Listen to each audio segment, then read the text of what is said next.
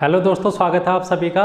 कैसे हैं आप सभी? आई होप आप लोग सभी अच्छे होंगे और बढ़िया तरीके से तैयारी कर रहे होंगे।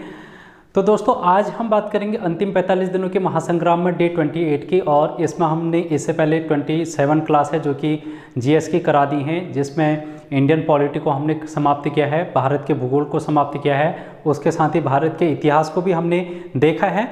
अभी कंप्यूटर के बाद, जब कंप्यूटर का आज लास्ट क्लास है, इसके बाद हम फिर से भारत के इतिहास को देखेंगे।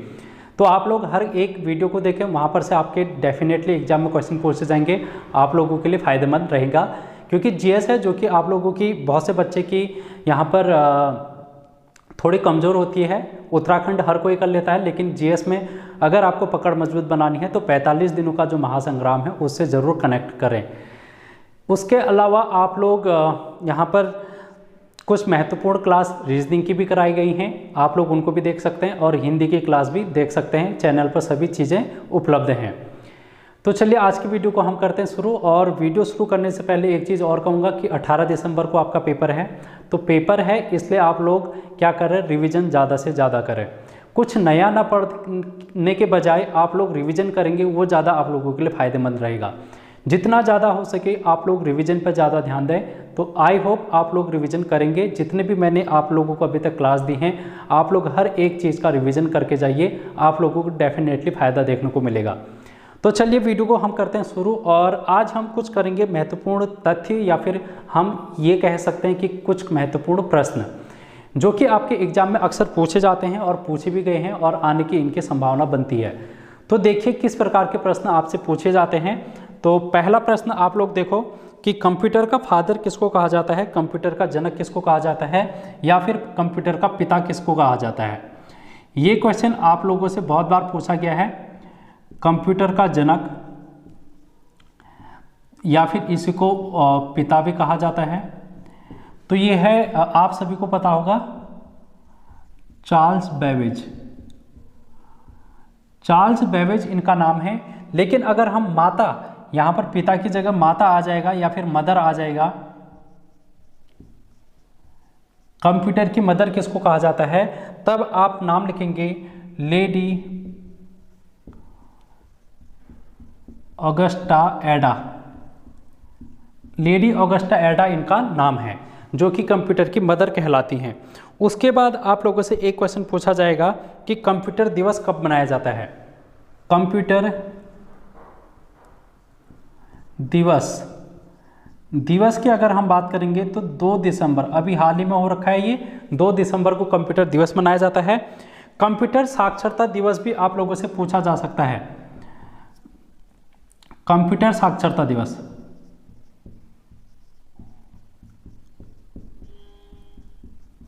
Computer literacy day. तो ये आप लोगों का जिस दिन पेपर है उसके 2 दिन बाद, यानी कि 20 दिसंबर को, 2 दिन बाद आपका कंप्यूटर साक्षरता दिवस यहाँ पर मनाया जाएगा। उसके बाद आप लोगों से ये एक क्वेश्चन यहाँ पर ये पूछा जाता है कि फर्स्ट कॉमर्शियल कंप्यूटर कौन सा है। फर्स्ट कॉमर्शियल मतलब व्यावसायिक। तो पहला व्यावसायिक कंप्यूटर कौन सा है, इसका नाम होगा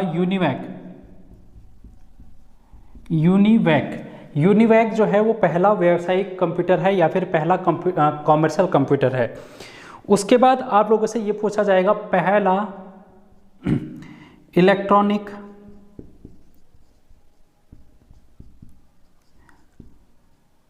डिजिटल कंप्यूटर। पहला इलेक्ट्रॉनिक डिजिटल कंप्यूटर कौन सा है, तो इसका नाम होगा एनियक। आप लोगों को इनमें कंफ्यूज नहीं होना है। अगर आप लोग एनियक की बात करेंगे तो ये होगा इलेक्ट्रॉनिक डिजिटल कंप्यूटर, लेकिन अगर व्यावसायिक कंप्यूटर की बात करेंगे तो ये होगा यूनिवैक। 2 क्वेश्चनों में आप लोग कंफ्यूजन मत करना। उसके बाद पहला सुपर कंप्यूटर भी आप लोगों से पूछा जाता है। पहला सुपर कंप्यूटर वो होते हैं जिनकी गति सामान्य जो कंप्यूटर होते हैं उनसे कई गुना ज़्यादा होती है। तो सुपर कंप्यूटर पहला जो कंप्यूटर है उसका नाम है क्रे फर्स्ट है, जो कि पहला सुपर कंप्यूटर है। लेकिन अगर भारत के सुपर कंप्यूटर की बात करेगा, भारत का पहला सुपर कंप्यूटर, तो इसका नाम होगा परम 8000। क्या है इसका नाम? परम 8000 है, जो कि भारत का पहला सुपर कंप्यूटर है। भारत का सबसे तेज सुपर कंप्यूटर कौन सा है, ये भी आप लोगों से अगर पूछ लिया जाए, तेज सुपर कंप्यूटर भारत का,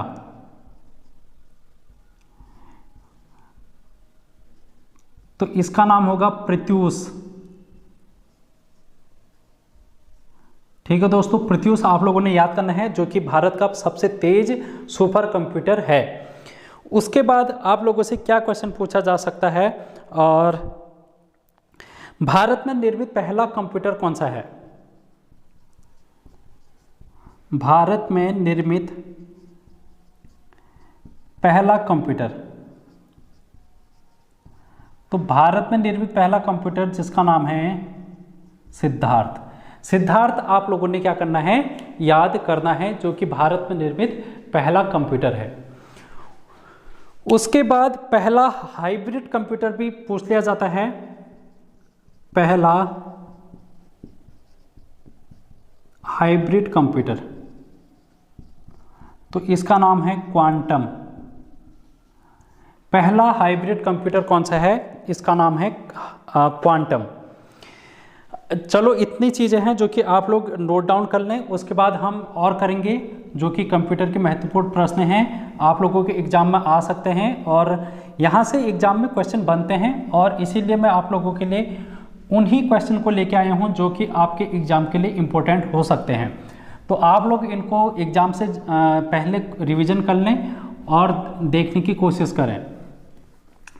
एक क्वेश्चन आप लोगों से कंप्यूटर की मेमोरी से भी पूछा जाता है। कंप्यूटर की मेमोरी जो है वो किस में मापी जाती है? तो कंप्यूटर की जो मेमोरी है उसका मापन बिट्स में किया जाता है। कंप्यूटर की जो मेमोरी होती है, वैसे मैंने ये करा रखे हैं, कंप्यूटर की मेमोरी मैंने अच्छे से करा रखी है आप लोगों को, का मापन। तो कंप्यूटर की मेमोरी का मापन बिट्स में करते हैं। किस में करते हैं? बिट्स में। कल या परसों की एक वीडियो मैंने कराई थी कंप्यूटर की, उसमें मैंने एक चीज़ बोली थी कि जो केबी है इसका फुल फॉर्म, केबी का फुल फॉर्म आप लोगों को मैंने लिखाया था, उसमें मैंने किलो बिट बोल दिया था, जो कि आप लोग इसको करेक्ट कर लेना। इसका जो फुल फॉर्म होगा वो होगा किलो बाइट, किलो बाइट। ठीक है दोस्तों, कोई कोई गलतियां हैं जो कि कभी कभी हो जाती हैं, और ये पहली गलती मेरे ख्याल से जो कि मैं आप लोगों को इतने 45 दिनों के महासंग्राम में करेक्ट कराने के लिए कह रहा हूं, तो आप लोग इसको समझने की कोशिश करें। तो अब नेक्स्ट क्वेश्चन आप लोगों को इस तरीके से भी देखने को मिल सकता है कि पहला कंप्यूटरीकृत डाकघर कौन सा है? पहला पोस्ट ऑफिस जिसमें कंप्यूटर का इस्तेमाल किया गया था सभी चीज़ों में, तो वो है नई दिल्ली का डाकघर। ये है नई दिल्ली का डाकघर, जहाँ पर कंप्यूटर का प्रयोग किया गया था पोस्ट ऑफिस में। उसके बाद आप लोगों से ये भी पूछा जाता है बहुत बार अक्सर, भारत की सिलिकॉन वैली कहाँ है? भारत की सिलिकॉन वैली, तो भारत की सिलिकॉन वैली किसको कहा जाता है? बेंगलोर को कहा जाता है। ऐसा इसलिए कहा जाता है क्योंकि सिलिकॉन जो है वो कंप्यूटर में यूज किया जाता है। चिप जो बनी रहती है कंप्यूटर की वो सिलिकॉन की बनी रहती है। सिलिकॉन एक अर्धचालक पदार्थ होता है, तो सिलिकॉन के बने रहने के कारण जो बेंगलोर है वहाँ पर सर्वाधिक मात्रा में क्या है, इलेक्ट्रॉनिक इंडस्ट्री है, जिस कारण इसको सिलिकॉन वैली के नाम से जाना जाता है। अगला प्रश्न आप लोग लिखेंगे, जो कंप्यूटर में अशुद्धियाँ होती हैं, जो कंप्यूटर में अशुद्धियाँ होती हैं उनको क्या कहा जाता है? कंप्यूटर की अशुद्धियों को क्या कहा जाता है? तो इनको कहा जाता है बग। बग लिख लेना आप लोग, जो कि कंप्यूटर में आपके आते रहते हैं वायरस वगैरह, तो उनको बग कहा जाता है। उसके बाद सर्वाधिक तेज गति का आप लोगों से प्रिंटर पूछ लिया जाता है। सर्वाधिक तेज गति का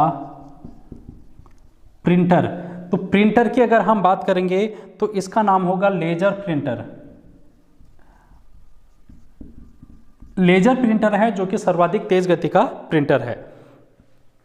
अब आपसे एक क्वेश्चन और पूछ लिया जाता है, जो ये CPU होता है, CPU की फुल फॉर्म आप लोग कमेंट बॉक्स में लिख सकते हैं। CPU की गति किस में मापी जाती है, इसकी गति किस में मापी जाती है, तो इसकी गति जो है वो क्लॉक स्पीड में मापी जाती है। क्लॉक स्पीड आप लोग लिखेंगे। एक क्वेश्चन प्रोसेसर की गति से भी पूछ लिया जाता है कि जो प्रोसेसर होता है, प्रोसेसर, इसकी गति किस में मापी जाती है, तो इसकी गति मेगाहर्ट्ज में मापी जाती है। किस में? मेगाहर्ट्ज। इतने क्वेश्चन हैं जो कि आप लोग लिख लें, और क्वेश्चन हैं जो कि मैं आप लोगों को कराऊंगा। आप क्योंकि ये कंप्यूटर की लास्ट क्लास है, इसलिए मैं जल्दी जल्दी कुछ क्वेश्चन, इंपॉर्टेंट क्वेश्चनों को करा देता हूँ। आपके एग्जाम में पूछे जाएंगे तो आप लोग इनको कर लेना, और बढ़िया तरीके से आप लोग कर सकते हैं। एक वीडियो मैंने कल ही डाली है जिसमें मैंने बता रखा है कि अंतिम समय में जिस दिन आपका पेपर होगा किस तरीके से पेपर को अटेम्प्ट करें, कितने क्वेश्चन हैं जो कि आप लोगों ने किस प्रकार से करने हैं, तुक्के मारने हैं या फिर नहीं मारने हैं, उसमें सारी चीज़ें मैंने आपको समझा रखी हैं। आप लोग उस वीडियो को ज़रूर देखना, आप लोगों को बहुत फ़ायदा मिलेगा वहाँ पर से। ठीक है दोस्तों, अब आप लोगों से एक क्वेश्चन ये पूछा जाता है कि जो बूटिंग सिस्टम है, बूटिंग कंप्यूटर की क्या होती है? कंप्यूटर में एक बूटिंग शब्द है, वो क्या है? तो ये होता है कंप्यूटर को स्टार्ट करना या फिर रिस्टार्ट करना। स्टार्ट या फिर रीस्टार्ट। कंप्यूटर को हम स्टार्ट करें या फिर रीस्टार्ट करें, ये जो प्रोसेस होती है उसको हम कहते हैं बूटिंग। वैसे ये दो प्रकार की बूटिंग होती है, एक होती है कोल्ड बूटिंग और एक होती है वार्म बूटिंग। ये ज़्यादा आप लोगों को डिटेल में नहीं पूछा जाएगा, बट आप लोग इसको ध्यान में रखें कि एक है जो कि स्टार्ट और रीस्टार्ट करने के लिए यूज की जाती है। अब आप लोगों से कुछ और क्वेश्चन हैं पूछे जाते हैं। एक क्वेश्चन मॉडेम से पूछा जाता है। मॉडेम क्या है? मॉडेम, मॉडेम एक प्रकार की डिवाइस है, एक प्रकार की डिवाइस है। और कैसी डिवाइस है? जो कि डिजिटल सिग्नल को एनालॉग में बदलती है।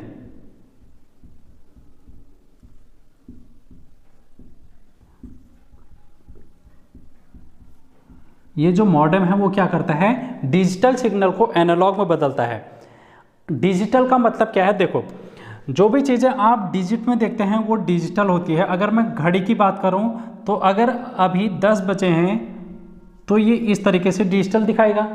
लेकिन अगर हम एनालॉग की बात करेंगे तो एनालॉग क्या होगा? एनालॉग इस प्रकार से होगा। 10 बजे होंगे तो ये इस प्रकार से घड़ी की सुई दिखाई देगी। तो एनालॉग और डिजिटल, आई होप आप लोगों को इस छोटे से एग्जाम्पल से ही समझ में आ गया होगा कि एनालॉग क्या होता है, डिजिटल क्या होता है। यहां से भी क्वेश्चन आप लोगों के बन जाते हैं। अब एक क्वेश्चन और पूछ लिया जाता है कि प्रेजेंटेशन बनाने के लिए किस सॉफ्टवेयर का यूज किया जाता है? प्रेजेंटेशन,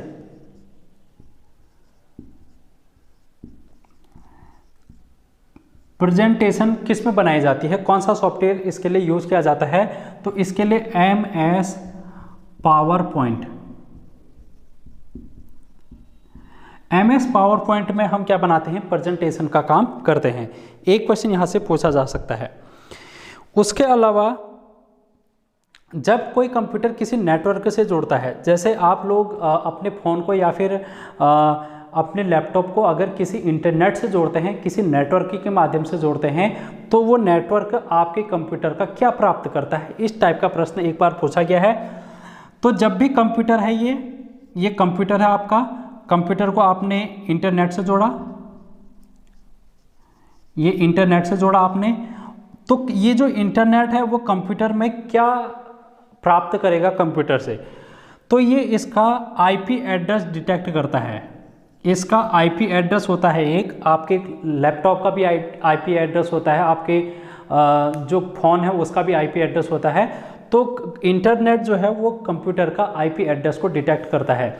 इसी का प्रयोग हम लोग लोकेशन के लिए भी, या फिर आप लोग जैसे कोई चोरी वोरी हो जाती है तो IP एड्रेस को ही वहाँ पर डिटेक्ट किया जाता है। तो ये बात आपको ध्यान में रखनी है। और क्या प्रश्न आप लोगों से पूछे जा सकते हैं?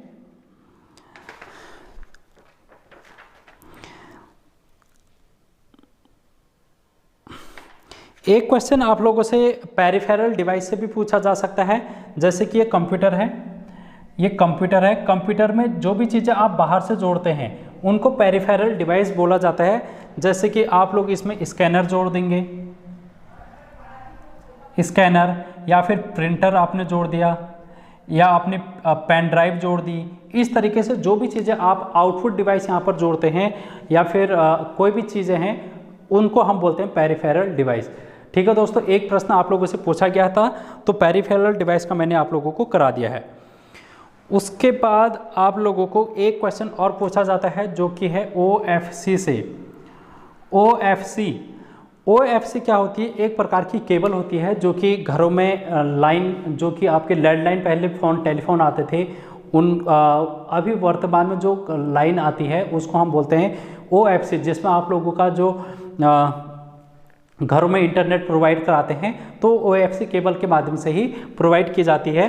तो इसका फुल फॉर्म आप लोगों से पूछा जाता है, तो ये है optical fibre cable.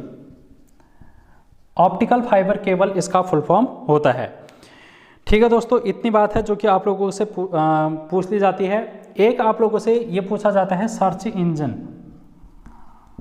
Search engine से भी प्रश्न पूछा जाता है कि आप लोगों को कुछ नाम दे दिए जाएंगे और पूछा जाएगा कि निम्न में से कौन सा एक सर्च इंजन है। सर्च मतलब जिसमें आप लोग कोई भी इंटरनेट में सर्च करते हैं, जैसे कि गूगल है, गूगल में आप लोग सर्च करते हैं, याहू हो गया या फिर बिंग हो गया, ये सारे क्या हैं, एक प्रकार के सर्च इंजन हैं जहाँ पर आप लोग सर्च करते हैं। तो इस टाइप के प्रश्न आप लोगों से कंप्यूटर में पूछे जाते हैं। तो आई होप आप लोगों को ये चीज़ें समझ में आई होंगी। और तो इतने महत्वपूर्ण प्रश्न हैं जो कि हम लोगों ने आज किए हैं, आप लोग इनको ध्यान में रखना और यहाँ पर से अगर क्वेश्चन आएंगे तो आप लोग इनको कर ले जाना। तो आज की वीडियो में हम इतना ही करेंगे और कंप्यूटर की क्लास को हम आज समाप्त करते हैं। इसके बाद नेक्स्ट वीडियो से आप लोगों का फिर से भारत के इतिहास में हम आएंगे। तो भारत के इतिहास को जरूर देखना, वहाँ से आपके एग्जाम में प्रश्न बनते हैं। प्राचीन भारत का इतिहास है जो कि मैं करा रहा हूँ, जिसमें हमने मौर्य काल पढ़ लिया था। अब हम बात करेंगे उत्तर मौर्य काल की। ठीक है दोस्तों, मिलते हैं नेक्स्ट वीडियो में, तब तक बने रहिए। चैनल को सब्सक्राइब कीजिए और ज़्यादा से ज़्यादा लोगों तक शेयर कीजिएगा। Thank you so much.